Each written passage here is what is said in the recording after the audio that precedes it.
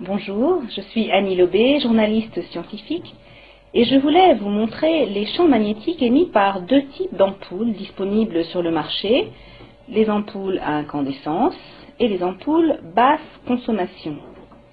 Je vais d'abord installer l'ampoule à incandescence.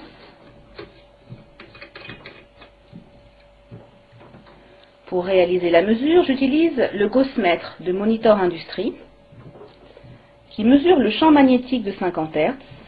Il est composé d'un cadran, que voici, et d'une boucle qui sert de capteur.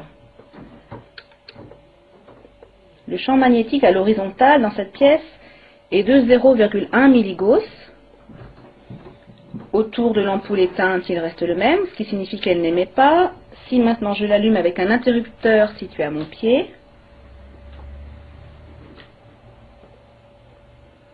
pas de changement, pas d'émission. Si maintenant je remplace cette ampoule à incandescence par une ampoule basse consommation,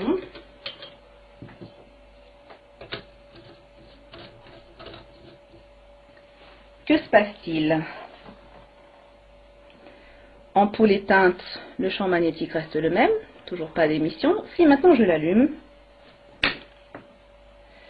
là c'est très différent.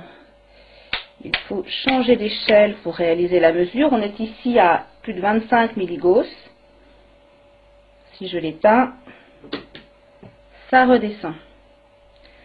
Toutes les ampoules basse consommation émettent des champs magnétiques. Voici les résultats de mesure que j'ai effectués au salon bio Marjolaine en novembre 2008. Il y avait 3 stands qui proposaient ces ampoules, l'essentiel, Interlux et Bien-être Matériaux. Sur le stand de l'essentiel, 2 modèles, un qui émet 10 milligauss et l'autre avec ioniseur 75 milligauss. Sur le stand Interlux, un modèle qui émet 50 milligauss. Et sur le stand Bien-être Matériaux, 2 modèles, dont l'un, soi-disant blindé anti-radiation, émet 125 milligauss et le modèle non blindé 150 milligauss. Pourquoi l'émission de champs magnétiques par ces ampoules basse consommation est-elle un problème? Eh bien parce que ces champs magnétiques ont été classés parmi les cancérogènes possibles par l'Organisation mondiale de la santé et l'Agence internationale de recherche sur le cancer qui a publié en 2002 une monographie sur les champs électriques et magnétiques qui se concluait par la phrase suivante: les champs électromagnétiques de fréquence extrêmement basse sont des cancérogènes possibles pour l'homme. Groupe 2B. Vous voyez, c'est écrit en anglais. Ce document n'a été publié malheureusement qu'en anglais.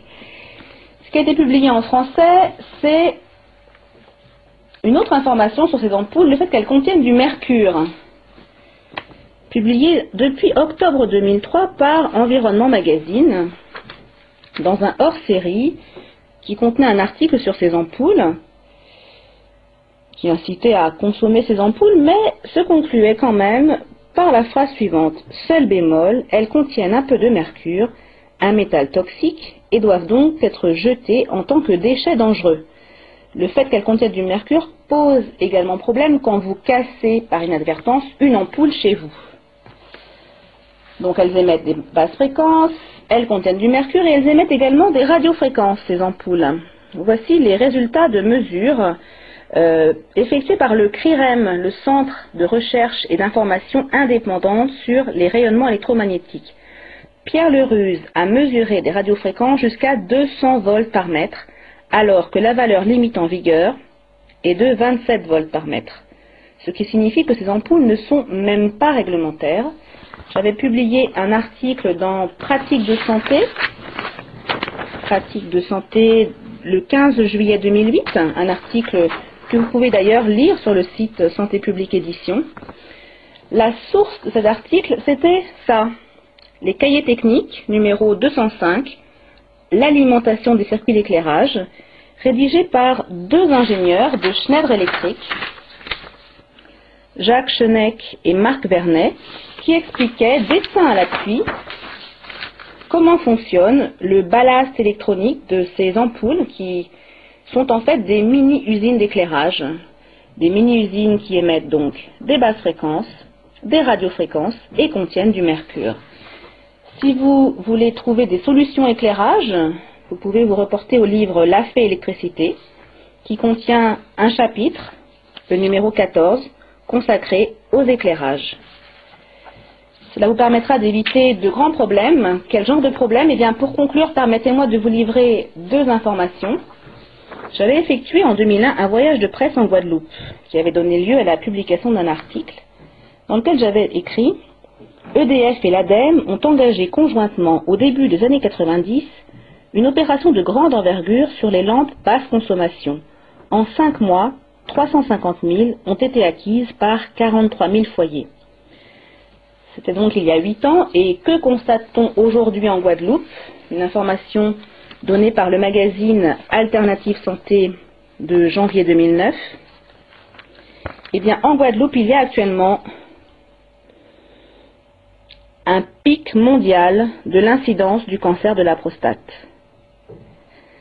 Ces deux informations pourraient-elles être liées? Eh bien, permettez-moi d'en faire l'hypothèse et de vous suggérer de ne pas utiliser ces ampoules basse consommation.